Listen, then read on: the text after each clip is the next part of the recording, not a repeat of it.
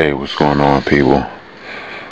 I'm just submitting this video as a side note to the two videos I did about the Tyler Perry movies and the For Colored Girls movie. Just want to bring something to you guys' attention really quickly. We're going to look at the last two projects that Tyler Perry has been a part of. And I want you guys to pay close attention to something and open your eyes and see what's really going on here. Okay, so the last project that Tyler Perry was a part of was the movie Precious. What people don't really realize is that Tyler Perry actually was a producer for the movie Precious. Him and Oprah Winfrey produced Precious. So let's look at Precious real quick. Precious was written by a woman named Sapphire, who is an outwardly gay female. It was directed by a man named Lee Daniels, who is an outwardly gay male. It was produced by Oprah Winfrey, who is a suspectedly gay female. And it was also produced by Tyler Perry, who is a suspectedly gay male.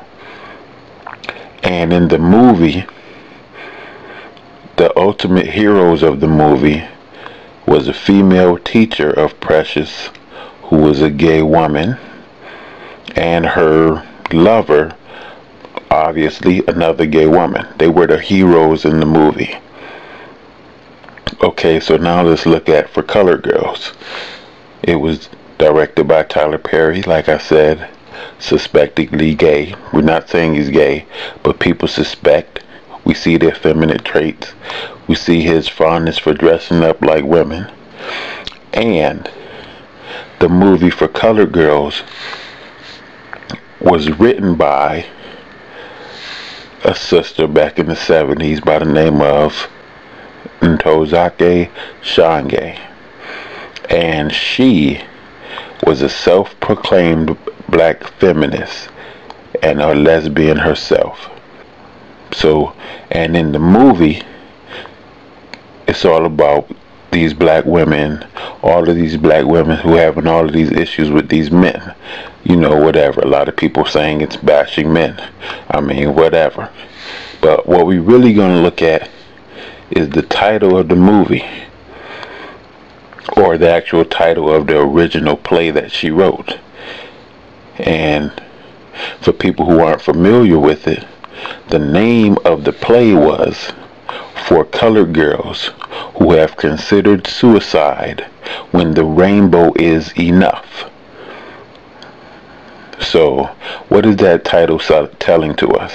What the title is saying is that particular story was for colored girls who have considered suicide. And why did they consider suicide? Because there are different issues in life, particularly pertaining to men, molestation, rape, murdering the children and whatnot in the play. But the second part of the title is When the Rainbow Is Enough. Well, what does the rainbow represent? It represents homosexuality. So what is she saying with her title? She's saying, all of you colored girls who's having all of these issues with these men, considering suicide, etc., you shouldn't worry about any of these issues that you're having with these men, because the rainbow is enough. Meaning, forget about the men. Just cling to your sisters, cling to other females, if you know what I mean, and everything will be okay. We got to open our eyes, people, and really look at what's going on. Obviously, films like these, especially these, and I'm not even just on Tyler Perry here, but I'm saying we even got to look way back at this play that she wrote back in the 70s and see what the moral of the story, what the message really is. As far as Ntozake Shange, she was originally born Paulette L. Williams. And just reading a little bit about her life story, it says Shange's college years were not all pleasant. She married during her first year of college, but the marriage did not last long. Depressed over her separation and with a strong sense of bitterness and alienation, Chang attempted suicide. And in '75 was when they first did her play for colored girls who have considered suicide when the rainbow is enough. Right there from the title, she's letting you know that she considered suicide, not knowing that the rainbow was another alternative. She's basically trying to tell you ladies that the rainbow is enough. You dealing with these men, have all these problems, don't worry about the men anymore. Just cling to that rainbow. So that makes the last two films that Tyler Perry has been involved in have pretty much been written, directed, produced, etc. by either homosexual people or suspectedly homosexual people. And the heroes of the first movie was homosexuals, and the title of this second movie and the play that it was originally based on clearly show you that they are promoting lesbianism. I mean, it is what it is. And I'm pretty sure, you know, people are going to say, oh, it's just called the rainbow because the original characters in the play were referred to by colors, you know, yellow and red and all of that. And I mean, what I'm saying is, why do you think they was referred to by colors? She was an artist. She was a writer. She had a crafty way of getting her message across. So I went ahead and checked out the actual little rainbow motif that goes along with homosexuality.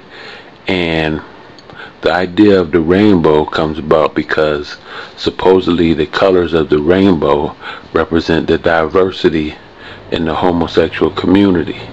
And when the young lady used the colors in her poem, in her poems in the play, you know, each girl had a different color, and they represented the diverse aspects of turmoil within lives of black females. So that's why in the play and in the movies, each girl had a different color. Each girl was dealing with different issues, and that's why, you know, you get the whole color motif as being the names in the original play.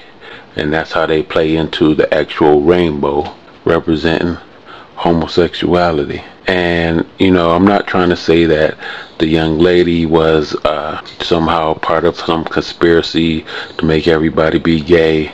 You know, she was a woman dealing with her own struggles and wrote the play. And I'm not even necessarily saying that Oprah or Tyler are part of some big conspiracy to make everybody gay.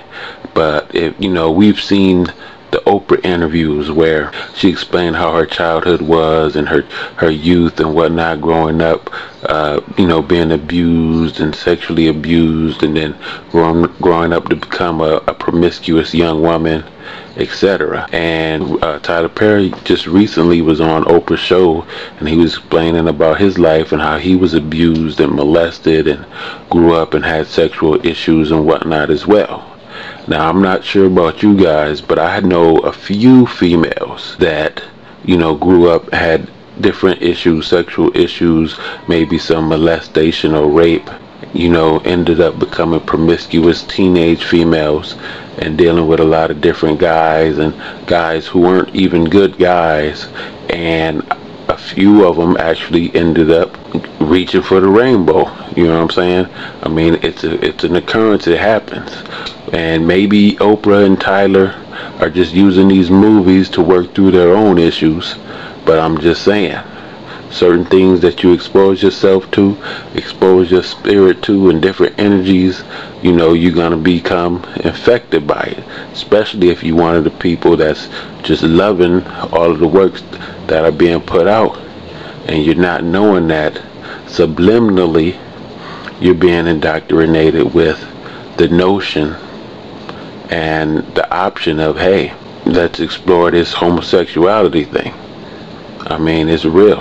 And then you measure all of that in with the fact that homosexuality is an agenda that is being pushed by this society nowadays. That's why you have so many people popping up gay. And see, you know, it works slowly. Like, you keep getting these images of black men and black women fighting. They keep telling you black women can't find a man, can't find a successful man. There's so many successful black women and not enough men. And then you're going to have the notion or have the thought that you think is your own, hey, let me see what it's like on the other side of the fence.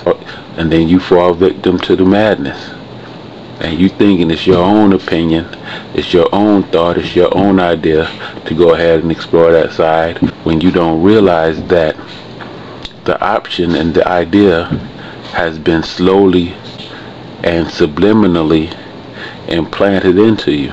So when you're tired of dealing with your man's problems and whatnot, don't commit suicide. Just turn to lesbianism. That's your alternative ending. People are reporting leaving the movie theater feeling depressed, upset, disparaged about life. One woman even said she felt like she had been punched in the face when she left the movie theater. Here's a hint. If you leave a movie and you feel bad, negative, your spirit is messed up, the movie was destructive. And since they always give us, the actors, the highest awards and acclaims when they do the most detrimental movies to black society, we could look at Halle Berry in Monsters Ball. We could look at Denzel in Training Day. We have Terrence Howard in Hustle and Flow. And the rap group that won for the soundtrack is Hard Out Here for a Pimp. We could look at Gabby and Monique and all of the acclaim they received for Precious. Psychologically and emotionally, the most detrimental movie ever made in black movie making. I mean, they even had a mother forcing her daughter to perform oral sex on her. You would never see a white woman in a movie like that. And now we have for colored girls. But they're not done yet. But I guarantee that this movie will be the biggest, most acclaimed movie in black history. I guarantee it. Peace.